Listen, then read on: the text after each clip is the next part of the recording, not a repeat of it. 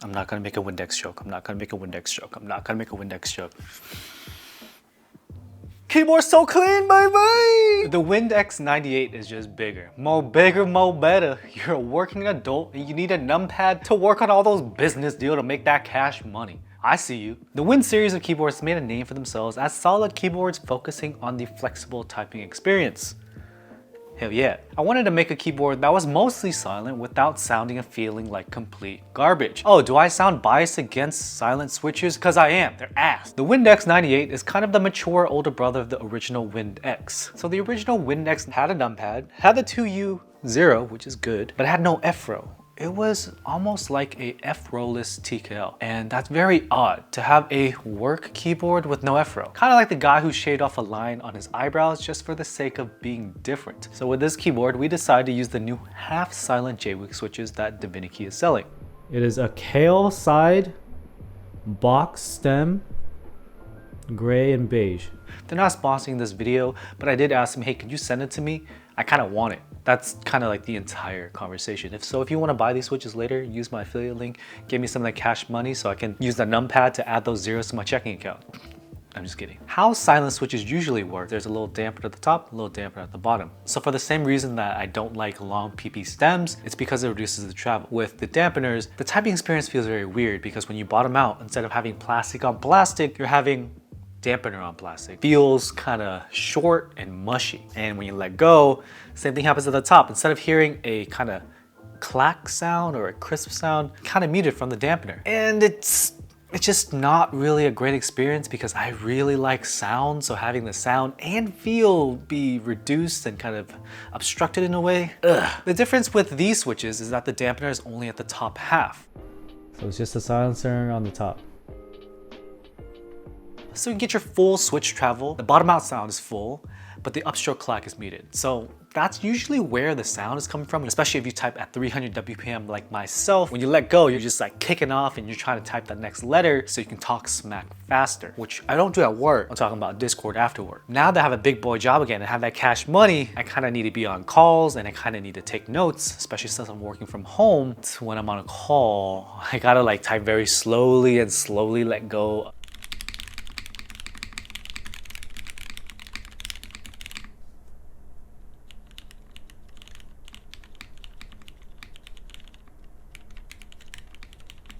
So with the JWick half silence, I can bottom out and then let go and know that the upstroke clack isn't gonna be very sharp to the ear, especially on those headset microphones. And overall, it feels great and sounds a little bit different, but in a good way. It's like silent, but not fully silent. Like a half silent.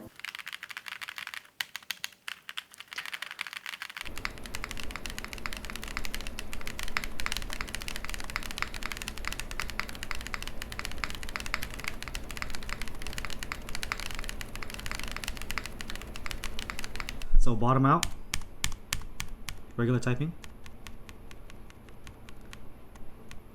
upstroke clack,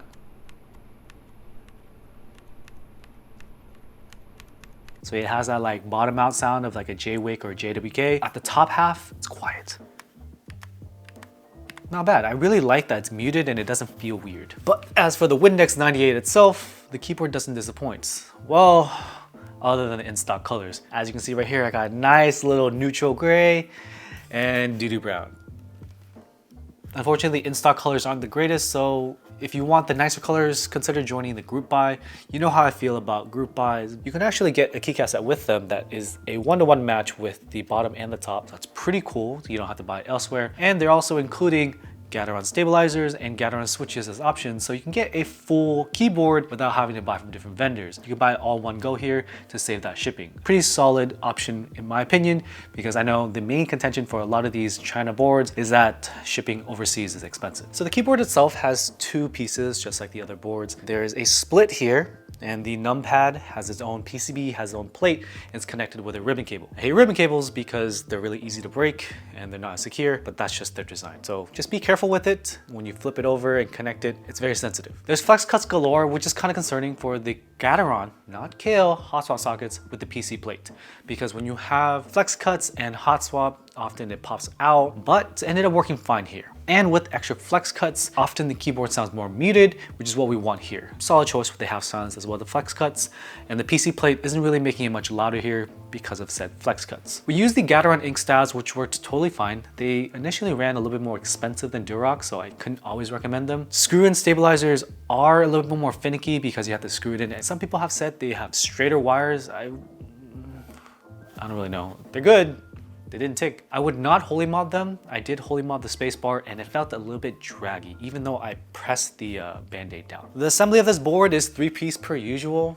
It's kind of their thing to have like that accent in the middle. A little bit more finicky, so if you want to do a force break mod, there's a lot more pieces. I did force break this and it did improve the sound, so keep that in mind. A little bit hollow before the force break, which kind of is a pattern with boards these days.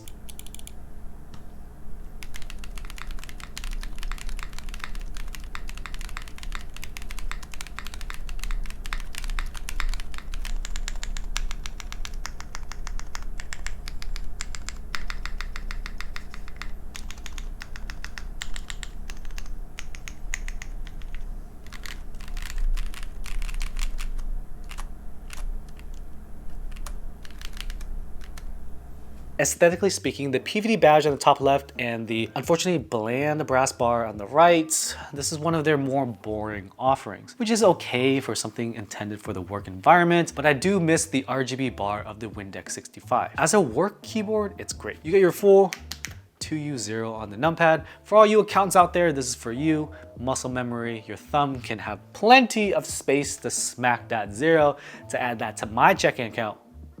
Please. If you're not an accountant, another way you can help add zeros to my checking account for free is to subscribe to the channel if you're not already. Now the sound of this keyboard with these switches, shoot, it might be the future. Having a half silent, it sounds great on the bottom out. This is the full stock switch, by the way. I didn't want to lube it because I asked my luber to do it and he was like, nah. I was like, okay. It's quiet on the upstroke clack, so I no longer have to feather type my keys on calls, and the dampener does the work for me. And of course, the spacebar, solid.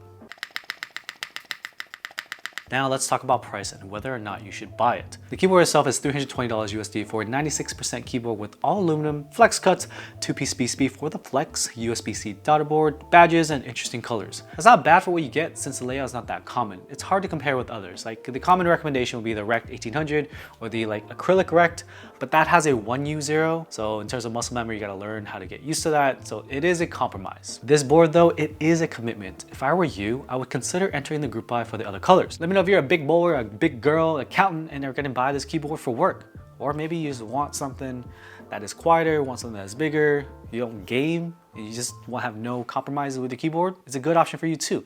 Thanks for watching, I'll see you in the next one. Peace.